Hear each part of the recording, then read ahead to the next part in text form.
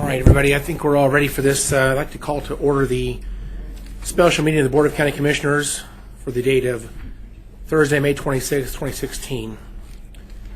And Madam Clerk, first item, please. Roll call. Commissioner Unruh? Present. Commissioner Norton? Present. Commissioner Peterjohn? Present. Commissioner Ransaw?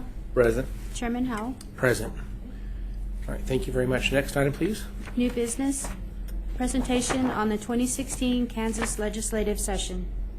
All right, I'd like to welcome Jason Watkins and Scott Schneider to our meeting today. The reason we called the special meeting really was to hear from you guys, because it's important for us to know where we're at. The session, I guess, has been a very, very busy year, and a lot of things have happened. I'd like to hear from you guys and let us know what's going on.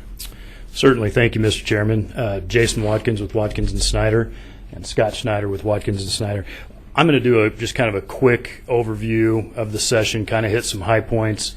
Then Scott has a piece that he would like to go over, which basically kind of covers what specifically we worked on for Sedgwick County, and a little breakdown of our communication with the county. So 74-day session, shortest session in 42 years.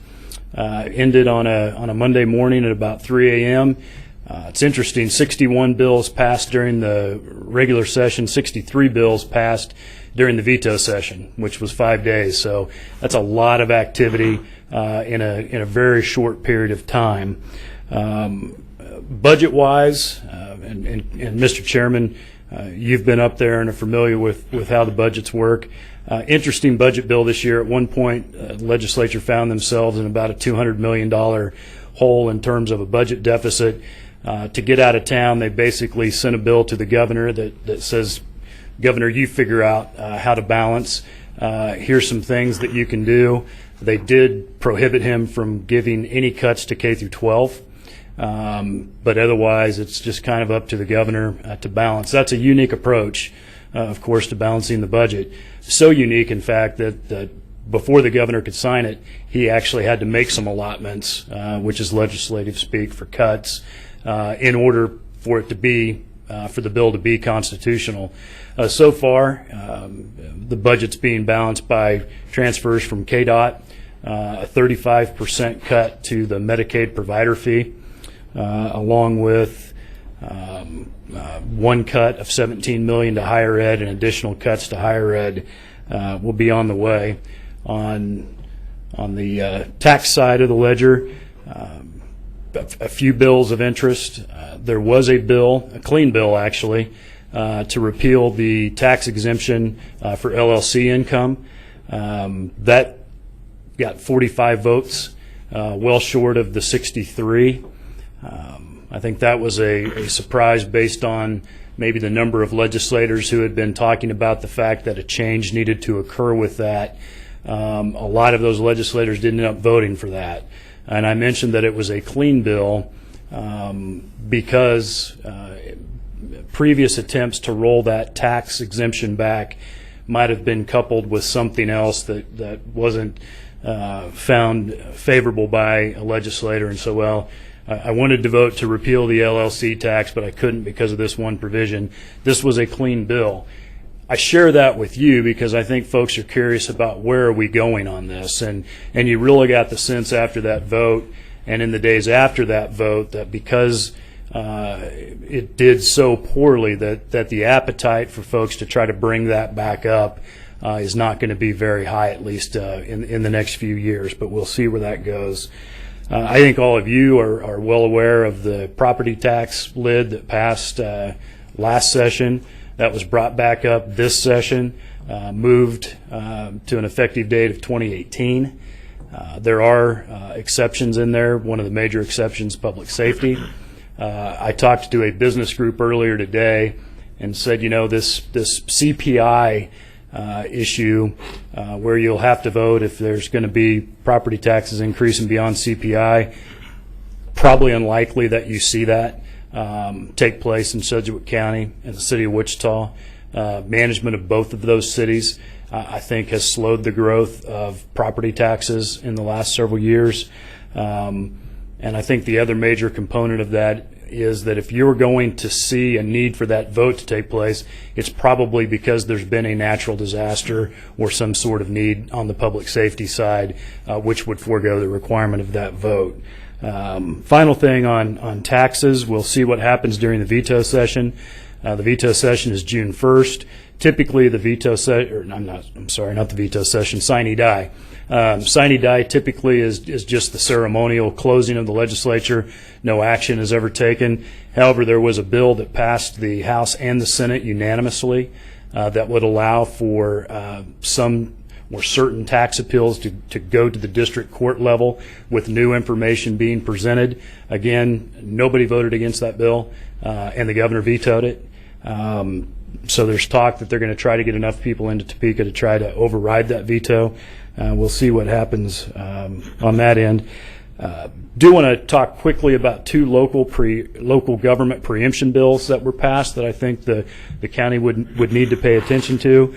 Not that this county or the city of Wichita would probably ever do this, but legislators and industry groups were starting to notice throughout the country that, say, for example, San Francisco passed what's become known as a scheduling bill or a fair scheduling ordinance. Components of that ordinance said that you have to give an employee 2 weeks notice before you change their schedule. If you don't, you have to pay them what they would have made had they been able to work that previous schedule. Other components were you must pay part-time employees what you pay your full-time employees, et cetera, et cetera. Not very business friendly. Obviously a concern for industry. The legislature did pass and the governor did sign a bill that said that local units of government could not pass ordinances regarding fair scheduling. The state could get involved if the citizens of the state decided that was necessary, but local units of government prohibited. The other preemption bill is a food labeling, think healthy, unhealthy, think the Mayor Bloomberg soda ban. That preemption bill basically said that is public policy that's to be reserved to the state, and that locals can't require labels as healthy, unhealthy. They can't ban Hot Wheels cars and a Happy Meal, etc. Final thing that I would touch on, and good news to all of us, something we spent a lot of time, frankly, before the session even started, and several of those of you on the bench were involved in these efforts. I think a very successful outcome at this point on the city-county sales tax. A lot of communication with legislators ahead of time to make sure that they understood what that sales tax was about, what the distribution was.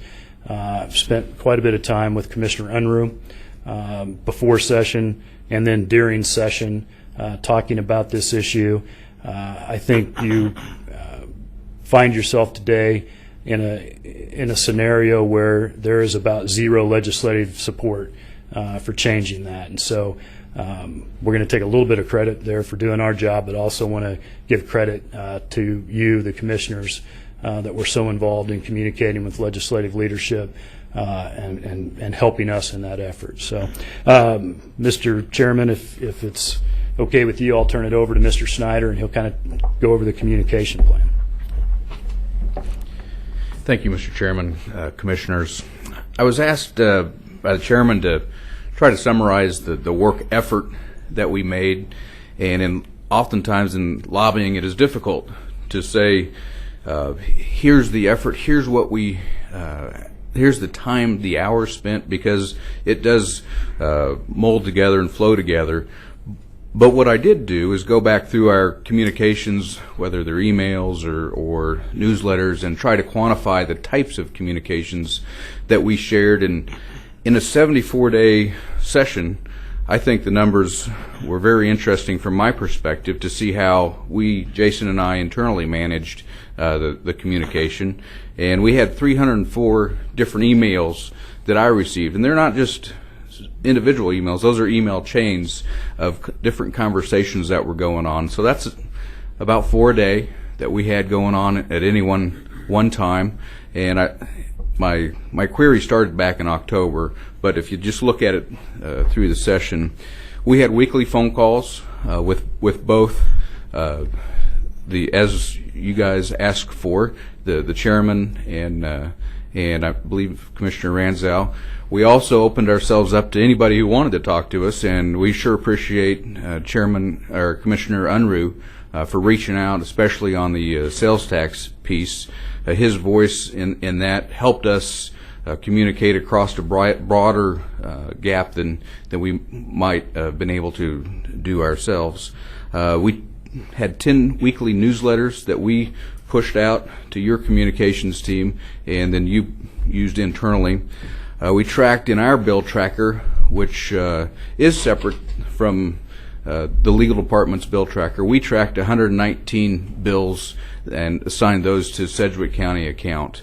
And then here are the issues in the bottom that we actually submitted, except for the first one. 2 through 10 are bills we actually submitted written testimony on. So the effort to create the position, submit the testimony, and then once the testimony was submitted, go and try to work that issue, we think is pretty substantial when you look at the number of days that the legislature worked this year. We'll talk about a couple that did have some success. First and foremost was the tax issue that Jason mentioned. The abandoned property bill was interesting this year. We thought that there was momentum working toward that bill actually passing. There were several provisions put in there that made the bill more likable. The commission still chose to oppose that. In the end, the governor ended up vetoing that bill. The concealed carry public building, the easy pass concept, was something that we spent considerable amount of time on. We think that issue will still need some refinement over time. The tax lid bill was unique to the extent that Sedgwick County Commission was the voice that allowed the process to get resolved. How do you actually accomplish this with regard to the notifications? And your testimony and your written testimony and your assistance in that piece actually moved that issue what may have been on dead center. So, and then the WATC piece is a conversation that the community, I think, needs to continue to have, understanding what that means to the institutions of Wichita State and WATC and the Sedgwick County Board of Commissioners, and what roles would change if those entities merged. I think that conversation is going to continue this summer, because that bill did not move because of the questions, I think, that the commission proposed. But that's our activity report, and we'd be happy to stand for any questions if you have any. Well, Commissioners, I do have some questions, but before I do that, I'd like to ask you, do you have any questions or comments for either Scott or Jason? Commissioner Unruh. Thank you, Mr. Chairman. Scott, or do I call you Mr. Schneider? You can call me whatever you'd like. Okay. Scott's fine. What do you think the prospects of that WATC initiative getting some legs and something happening in the next year to that merger? The example that was given in committee was Washburn, and I believe the name was Washburn Tech. There's already been a consolidation that's happened. The challenge that the committee couldn't get over was, why didn't we use that example as one to merge the bank accounts, the financial accounts, the responsibilities, because right now they're in two different buckets and the money is appropriated differently. And the solution that was presented in front of the committee was, we're just going to blend it all. Well, the lobbyist for the technical schools said, that's really not fair to the mission of the technical institution, and we think by doing that we will not be able to track, for state purposes, not local purposes, the state effort into that technical school if we merge it. So I think there's a solution to that, but I think the different groups are going to have that conversation in an open way. Okay. So we don't have a good sense of whether or not those objections, is there a strategy to overcome them and then be successful in the next session, or we just don't know that yet? Well, the strategy is to do it like Washburn did it. That's the sense that I got that morning out of committee. And to me, that didn't seem like a complicated hurdle to overcome. But it was at the end of session, the time was short, and it was a big issue that had to get unraveled, and just couldn't, given the 3 days left of session. Commissioner Unruh, if I could add, Scott pointed out it was happening, the process on that really didn't get rolling until the end of session. And as is typical in Topeka, other groups sometimes have a tendency to use that type of a scenario to try to attach something that they need, or maybe the appropriate word is hijack.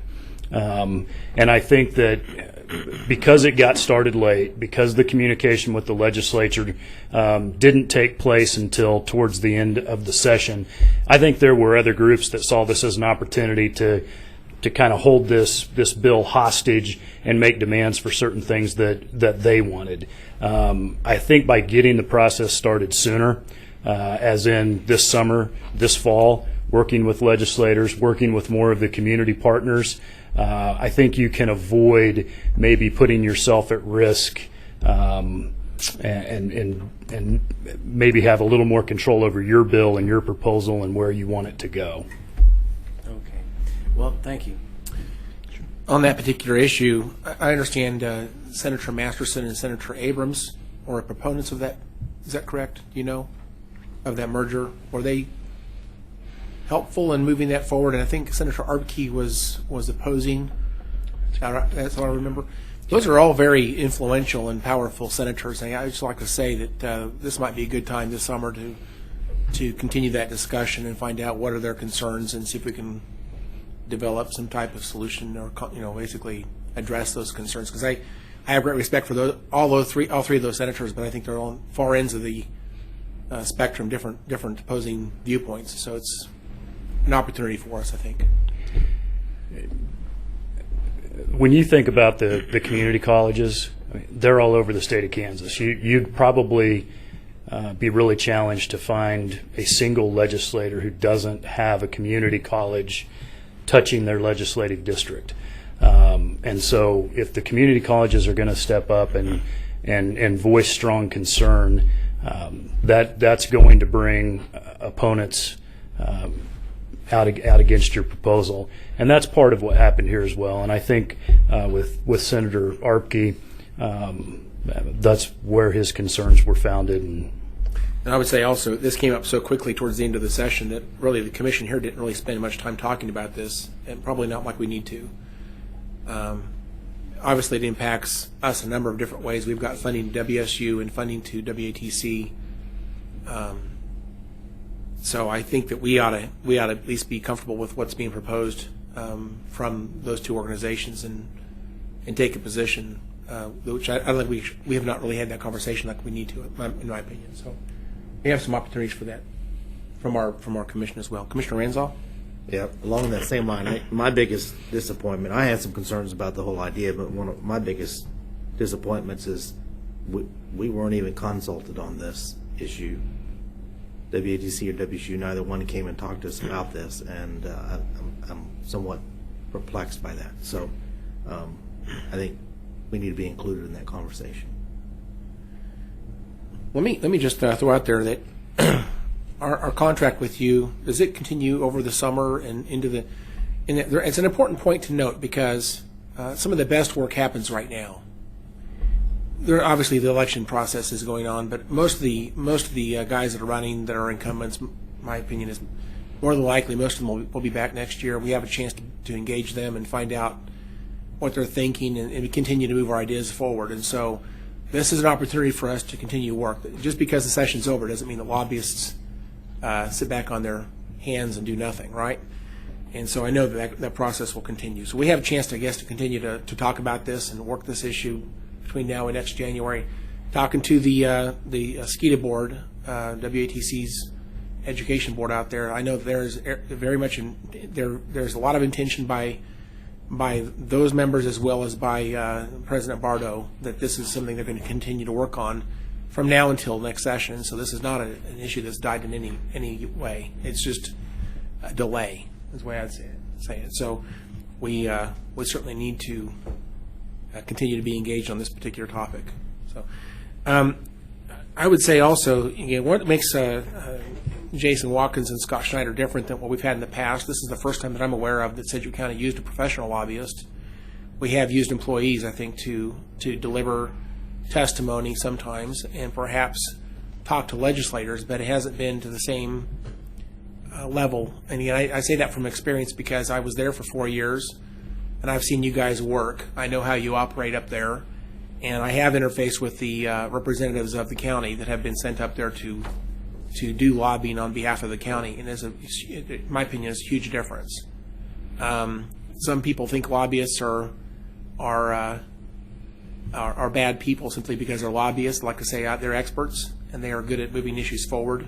They do represent their clients very well, and so there was one issue. I'll just address it now. There was one issue that we obviously agreed to disagree on, and that was Medicaid expansion. It's on our platform that we are opposed to Medicaid expansion. You guys also do lobby for the Wichita Chamber, so you did let us know that you would be taking the position for the Chamber in this regard, and at least I had a conversation with you. I think the Chairman Ranzai did before he was before the end of the year last session, and I think that's been a known topic, I think, since the very beginning when we talked about hiring you folks. I don't think there was any hidden agenda there. I think we've known all along that this would be one of those things we would have to just agree to disagree on. So I did want to address that.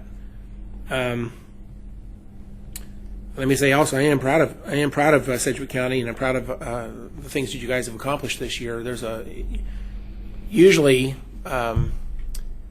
it's not most legislators and most organizations are doing great to get anything done. Usually, a session is usually just filled with just frustration. But I do think the tax lid was much better at the end of the session. Again, that really wasn't our issue, and just to repeat myself, it was passed last year in the middle of the night without a committee, and there were some problems in that bill. We addressed those problems as our strategy this year, and our positions were adopted in whole. Everything we asked for was adopted by the legislature. As a result, that bill is a lot better today than it was last year for sure, and even the base bill this year, which was talked about in the State of the State address by the governor, a lot of those ideas were changed, essentially making the bill much more, I think, palatable to governing bodies like ourselves. And so the number of those changes were the negative CPI was removed, public safety was added as an exemption, the middle year 2017 from implementation. So we have a year, the base bill this year cut 2 years off. We split that in half. Obviously, the election option, which was not possible in either the base bill this year or the legislation passed last year. The election was not possible. That's a huge, I think, win for Sedgwick County, and I think all the governing bodies ought to enjoy the work that we did this year. And thank you for your work on that. That was probably the most important takeaway this year. If anything else I could talk about, that probably would be the number one accomplishment. So that, to me, is incredibly important. And of course, the city sales tax, the city-county sales tax issue. That was a really hot topic going into the session. We had no idea where that was going, and I know you guys spent a tremendous amount of time on that. And I guess the fact is we I don't want to say the word we won. I think we have a better understanding amongst all legislators exactly what this is and why it's important that it stays where it's at. And so our position was adopted by the legislature. So in that regard, that was a huge success. And I think we needed you to be really really strong on that issue, and I think you did that. So I want to just say thank you for that. We did partner with Wichita on the Fast Pass bill. It wasn't our issue, but we wanted to be good partners with them, and that was important to them, so we supported that, and you guys were able to get that one done. So Overall, the items that you guys have named here, a lot of great successes, and I just want to say thank you very much. I'm very satisfied that you guys earned your money, and I'm pleased with the work you've done. So, any other comments or questions from commissioners? Well, I don't see any light on, so I'm going to go ahead and make a motion that we would receive and file this report. Second. We have a motion and a second. Any other discussion? Seeing none, Madam Clerk, please call the vote. Commissioner Unruh? Aye. Commissioner Norton? Aye. Commissioner Peterjohn? Aye. Commissioner Ranzau? Aye. Chairman Howell? Aye. All right, well, thank you. Thanks to both of you for coming up today. I know it was a special meeting, but it was important to get this one done because our schedule just didn't mesh any other way. So thank you for coming up to support a special meeting today. All right. Madam Clerk, next item, please. We're at the end of the agenda, so if that's okay, I would like to adjourn the special meeting of the Board of County Commissioners, and I'd like to call to order the special meeting of the governing body of Fire District Number 1. And with that, Madam Clerk, please, first item, please. Roll call. Commissioner Unruh? Present. Commissioner Norton? Present. Commissioner Peterjohn? Present. Commissioner Ranzau? Present. Chairman Howell? Present. Next item, please. Executive session. Commissioner Ranzau. Mr. Chairman, I move that the Board of County Commissioners, sitting as the governing body of Fire District 1, recess into executive session for 60 minutes to consider matters relating to employer-employee negotiation, and that the Board of County Commissioners return to this room from executive session no sooner than 2:59, and that the executive session is required to protect the county's financial interests and right to the confidentiality of its negotiating position. I'd second that. Seeing no discussion, Madam Clerk, please call the vote. Commissioner Unruh? Aye. Commissioner Norton? Aye. Commissioner Peterjohn? Aye. Commissioner Ranzau? Aye. Chairman Howell? Aye. All right, we'll be recessed till 2:59.